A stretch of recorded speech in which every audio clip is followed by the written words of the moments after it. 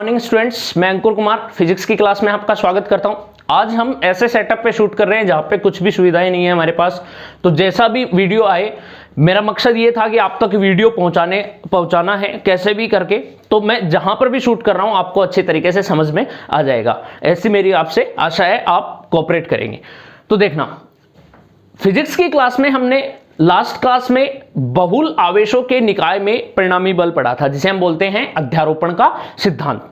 और अध्यारोपण के सिद्धांत में मैंने आपको एक न्यूमेरिकल बताया था जो 3 आवेशों से बने समबाहु त्रिभुज पर रिलेटेड था, जिसके एक किसी कोने पर हमें परिणामी बल ज्ञात करना था। ठीक है, आज मैं आपको कॉन्सेप्ट बताने जा रहा हूं कि अगर आवेशों की संख्या दे रखी हो तो उन पर किस तरीके से हम परिणामी बलों की संख्या ज्ञात कर सकते हैं, परिणामी बल में कितने बल लगेंगे और उनका परिणामी निकालना वो बहुत इजीली कर सकते हैं। हम आवेश को देखकर पहचान सकते हैं कितने बल लगेंगे। तो देखना, सपोज करो आपको एक आवेश दे रखा है, यहां पे मैं बात कर रहा हूं आवेश की संख्या। यदि आपको एक ही आवेश दे रखा है तो एक आवेश पर, क्यों आवेश आपको एक अकेला दे रखा है, क्या इस आवेश पर आप कूलाम का नियम से बल लगा सकते हो? अकेले पर नहीं लगता है। क्यों? क्योंकि कूलाम की बल की डेफिनेशन होती है कि दो स्थिर तथा बिंदु आवेशों के मध्य लगने वाला बल कौन सा बल होता है? कूलाम बल होता है। अकेले के मध्य कोई भी बल नहीं आएगा। तो यहां पे अगर बल की बात करें तो इस पर लगने वाला बल नहीं होगा, नील होगा, 0। ठीक है, ये हो जाएगा।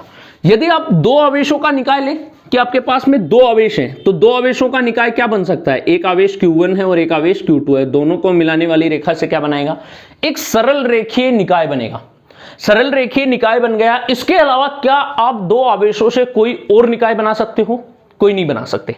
तो इन दो आवेशों का निकाय Q1 और Q2 एक सरल रेखा होगी, और सरल रेखा पर दो आवेशों के कारण लगने वाले बलों की संख्या कितनी होगी? एक ही होगी। कैसे? कि Q1 आवेश Q2 पर बल लगाएगा, इसके अलावा Q2 पर कोई और बल लग सकता है क्या? बताओ। देखो, Q1 आवेश Q2 पर बल लगाएगा, किधर लगाएगा? दोनों को मिलाने वाली रेखा के अनुदिश बाहर की तरफ F वेक्टर। क्या इसके अलावा इस निकाय में अन्य कोई आवेश है जो Q2 पर बल लगाए? नहीं है। इसलिए दो आवेशों का निकाय होने पर कितने बल लगेंगे? एक बल लगेगा। ये ध्यान में रखना। ठीक है, अब हम आते हैं आगे। 3 आवेशों का निकाय बने। यदि हमारे पास 3 आवेश है और 3 आवेशों का निकाय हो तो 3 आवेशों का निकाय क्या बन सकता है? या तो बन सकती है एक सरल रेखा, या फिर बन सकता है एक त्रिभुज। अब वो समबाहु त्रिभुज, समकोण त्रिभुज कैसा भी बनेगा। तो सरल रेखा बनाएं तो एक 3 आवेश है हमारे पास, ये सरेखीय हो सकते हैं, Q1 Q2 Q3। तीनों आवेशों को यदि सरेखीय कर दें तो एक सरल रेखा निकाय बन गया। और तीनों आवेश यदि त्रिभुज के कोनों पर स्थित हो तो ये त्रिभुजाकार इस तरीके से आकृति बन गई। ये Q1 आवेश मान लो, ये Q2 मान लो और ये Q3 मान लो। ये दो ही निकाय बन सकते हैं, इसके अलावा तीसरा निकाय नहीं बन सकता। अब यहां पे बल की बात करें तो देखो, Q3 आवेश पर Q1 के कारण भी बल लगेगा। Q1 किधर लगाएगा? बाहर की तरफ, F1 वेक्टर। ध्यान से देखना, जब हम किन्हीं दो आवेशों के मध्य बल पर बात करते हैं तो अन्य आवेशों की उपस्थिति उस बल को प्रभावित नहीं करती है। यह बात हमेशा ध्यान में रखना। यदि हम Q1 और Q3 पर बात कर रहे हैं, इन दोनों के मध्य बल निकाल रहे हैं, तो Q2 यहां पर है या नहीं है, इस बात का कोई फर्क नहीं पड़ता है।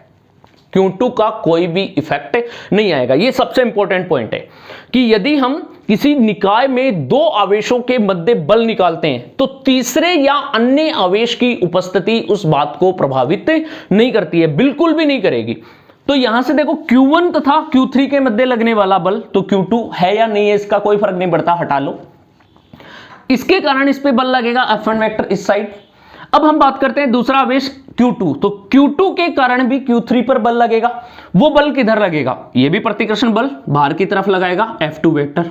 क्या इसके अलावा और कोई बल लग सकता है यहां पे? बिल्कुल नहीं लग सकता। क्यों? क्योंकि दो आवेश थे, दो आवेशों के कारण तीसरे पर बल लग गया, और लगने वाले बलों की संख्या कितनी होगी? 2 हो गई। यदि आवेशों का निकाय 3 हो, 3 आवेशों का निकाय हो तो लगने वाले बल कितने होंगे? 2। त्रिभुज में बात कर लो, ये तो मैंने आपको न्यूमेरिकल कराया है। मान लो इस किनारे पर हमें बल निकालना है, तो Q3 पर Q1 के कारण बल लगेगा। Q1 के कारण बल किधर लगेगा? दोनों आवेशों को मिलाने वाली रेखा के अनुदिश इधर, F1 वेक्टर हो गया। Q2 के कारण Q3 पर बल लगेगा, दोनों आवेशों को मिलाने वाली रेखा के अनुदिश इस साइड, F2 वेक्टर। ये 2 बल हो गए। इसके अलावा कोई तीसरा बल आएगा क्या? इन दोनों के मध्य ये कोण आ जाएगा, कोई बल नहीं आएगा। तो ये कितने बल लग गए? 2 बल। तो त्रिभुज में भी यदि 3 आवेशों का निकाय है तो बलों की संख्या 2 होगी। डायरेक्ट हम निकाल सकते हैं, मतलब 1 कम कर देना, आवेशों की संख्या में से 1 कम कर दो, वही किसकी संख्या आ जाएगी? बलों की संख्या आ जाएगी।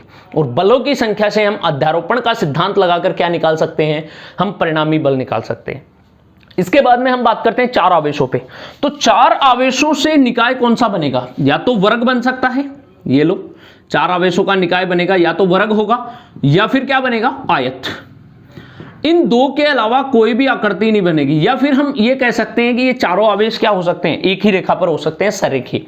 लेकिन सरेखीय वाला 3 आवेशों में ही पॉसिबिलिटी ज्यादातर न्यूमेरिकल्स की आती है। 4 में भी हो सकता है, निकाल सकते हैं, लेकिन 4 आवेशों से वर्ग और आयत बनता है। अब देखो वर्ग के चारों कोनों पर 4 आवेश है, यहां पे Q1, Q2, फिर Q3 और Q4। और सेम कंडीशन किसमें है? आयत में भी है, कि आयत में भी इसके चारों कोनों पर आवेश हो तो कितने बल लगेंगे? अब देखो मान लो किसी एक आवेश पर लगने वाला परिणामी बल, इस पे निकालते हैं Q4 पे। तो Q4 पे कौन कौन बल लगाएगा? Q4 पर Q3 भी लगाएगा, Q4 पर Q2 भी लगाएगा और Q4 पर Q1 भी लगाएगा। कितने बल लगेंगे? 3 बल लगेंगे। देखो 4 आवेश में से 1 कम कर दो, 3 बल आएंगे। तो यहां पे बलों की संख्या रहेगी 3। निकाले कैसे? देखो Q3 के कारण लगने वाला बल होगा इस साइड F3 वेक्टर। कैसे? दोनों आवेशों को मिलाने वाली रेखा के अनुदिश बाहर की तरफ या अंदर की तरफ। तो प्रतिकर्षण लग रहा है तो बाहर की तरफ। Q2 के कारण बल आएगा, वो किधर आएगा? नीचे की तरफ ही आ जाएगा F2 वेक्टर, क्योंकि दोनों आवेशों को मिलाने वाली रेखा के अनुदिश बाहर की तरफ। अब बात आती है Q1 के कारण बल की। तो Q1 के कारण Q4 पर बल किधर आएगा? तो दोनों आवेशों को मिलाने वाली शॉर्टकट रेखा कौन सी है? दोनों आवेशों को मिलाने वाली सदिश दूरी, यही तो है। इसके अनुदिश इस पर बल लगेगा, वो किधर लगेगा? F1 वेक्टर, इस साइड लगेगा। अब ये 3 बल निकल रहे हैं, तो तीनों बलों का क्या निकाल लेंगे हम? परिणामी बल निकाल लेंगे, और वही हमारा क्या हो जाएगा? आंसर हो जाएगा। तो इस प्रकार से हम आवेशों के निकाय पर परिणामी बल निकाल सकते हैं, ज्ञात कर सकते हैं। बहुत इजी है, कोई भी इसमें टफ नहीं है। ये बात जो मैं बता रहा हूं ये बल के लिए लागू नहीं होगी, ये बल में और जो सदिश राशियां हैं इलेक्ट्रोस्टैट में उन पे भी लागू होगी, विद्युत क्षेत्र पर भी लागू होती है। तो अब देखते हैं हम न्यूमेरिकल्स देखते हैं। तो हमने समबाहु त्रिभुज वाला देख लिया था, त्रिभुज से रिलेटेड किस तरीके से निकालना है। डिफरेंट आवेश भी ले सकते हो आप, समान आवेश भी ले सकते हो। अब हम सरेखीय वाले पे बात करेंगे और फिर वर्ग वाले पे बात करेंगे। तो यही हमारे सिलेबस में रहते हैं। तो चलिए स्टार्ट करते हैं न्यूमेरिकल्स। न्यूमेरिकल है 2 Q परिमाण के आवेश, बिंदु आवेश, कैपिटल Q परिमाण के बिंदु आवेश परस्पर r दूरी पर स्थित है। तो देखना 2 आवेश दे रखे हैं आपको, यहां पे बना लो कि ये 2 Q आवेश है, दोनों कितनी दूरी पर हैं? r दूरी पर हैं। ये कैपिटल Q है और ये कैपिटल Q है, ठीक है। तो उनके मध्य बिंदु पर स्मॉल q आवेश रखा जाता है। तो इनके मध्य बिंदु पर, मतलब ये मध्य बिंदु हो गया यहाँ पे, ये स्मॉल q आवेश रख दिया, कितनी दूरी पर हो गया? मध्य बिंदु है तो r/2 और r/2 दूरी पर हो गया। अगर दोनों की मध्य की दूरी r थी तो मध्य बिंदु से दोनों दूरियां क्या होगी? r/2 रखा जाता है। तो इसका मान व प्रकृति ज्ञात कीजिए।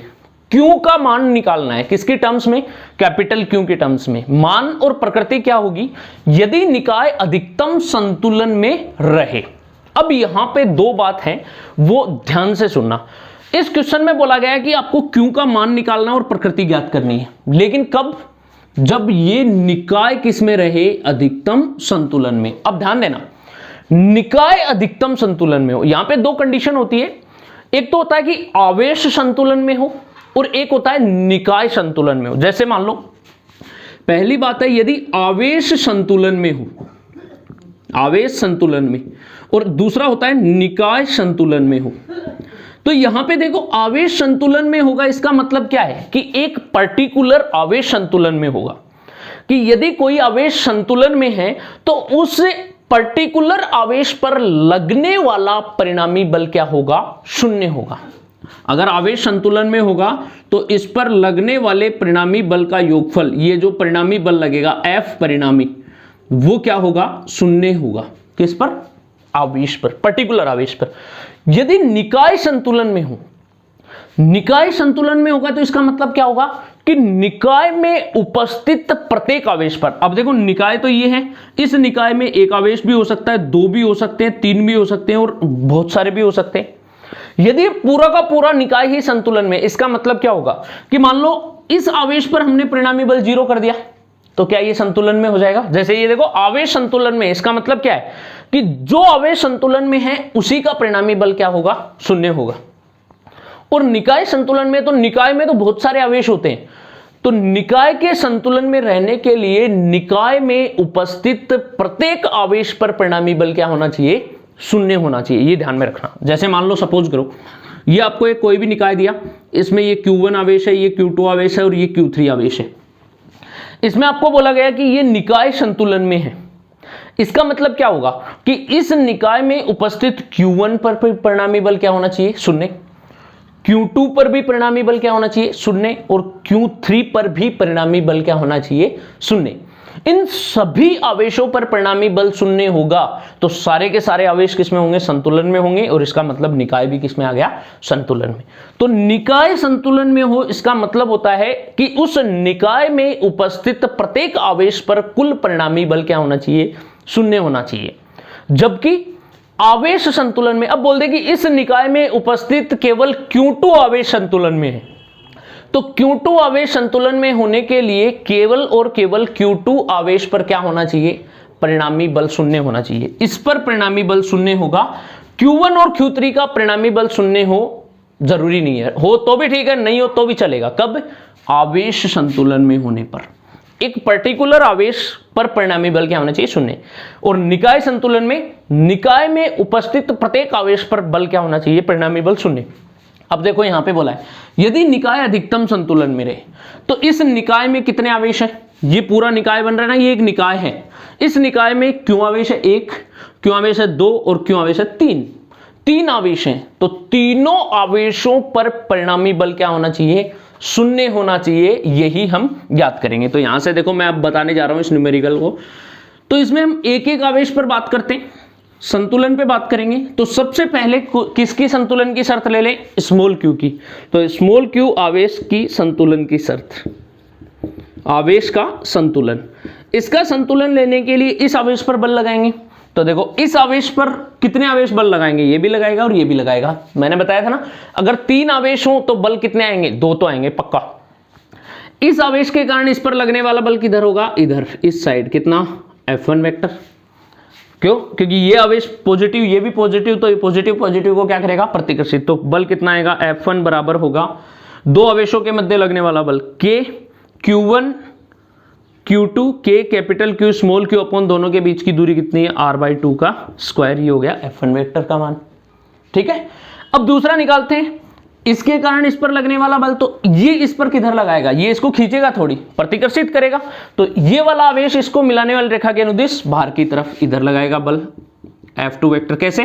क्योंकि जब ये इसको प्रतिकर्षित उधर कर रहा है तो ये वाला इसको इधर प्रतिकर्षित करेगा F2। और F2 का वैल्यू कितनी आएगी?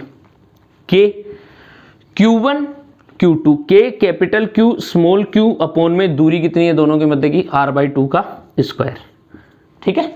अब इन दोनों का परिणामी निकालें। देखो निकाय संतुलन में इसका मतलब हमें किसका संतुलन करने का? प्रत्येक आवेशों का करने का।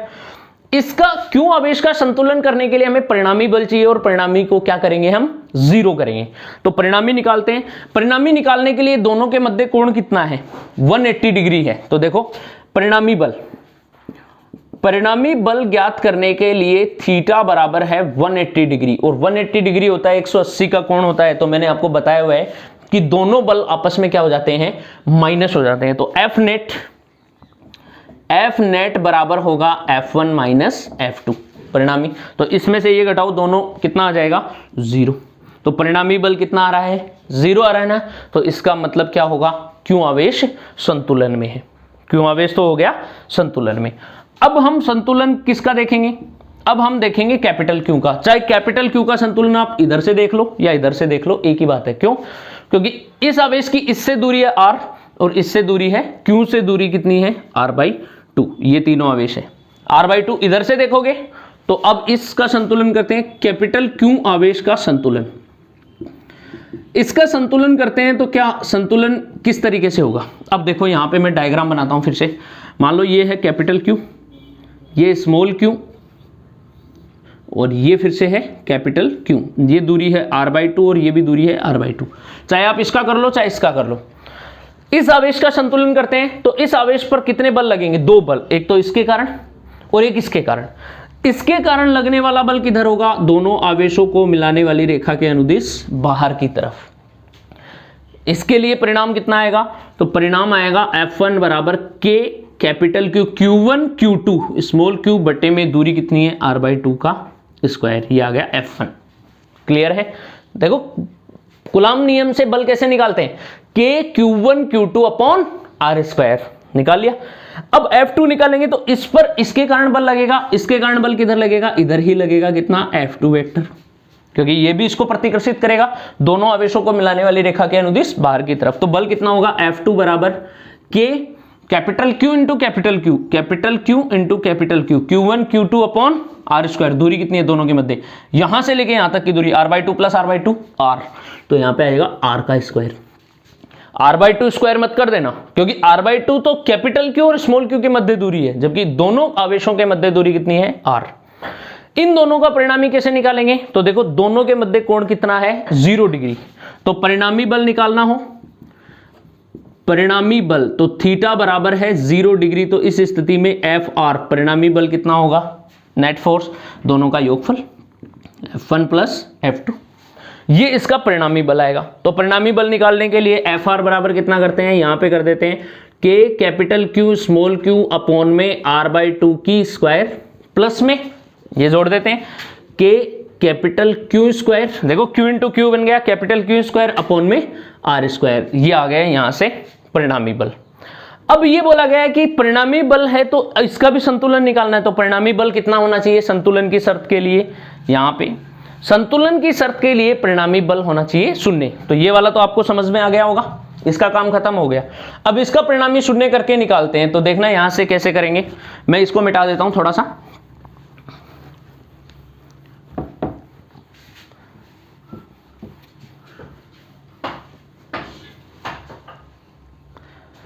देखना दोनों का परिणामी 0 करते हैं तो ये Fr बराबर होगा 0।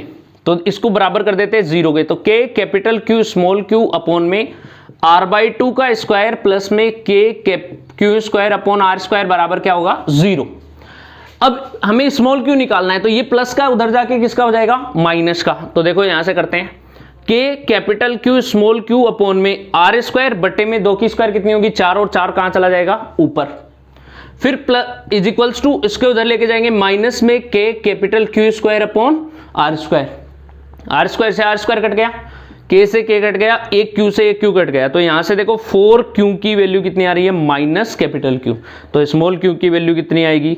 माइनस Q बटा 4। तो अब हमारा क्वेश्चन का आंसर यही है, क्योंकि निकाय को अधिकतम संतुलन की शर्त में कर लिया हमने, स्मॉल q भी संतुलित कर दिया और कैपिटल Q भी संतुलन कर दिया, और हमारा जो स्मॉल q आवेश था उसका परिमाण कितना आया? Q/4 माइनस आ रहा है। इसका मतलब ये कौन सा आवेश होगा? ऋणावेश, ऋणात्मक आवेश होगा।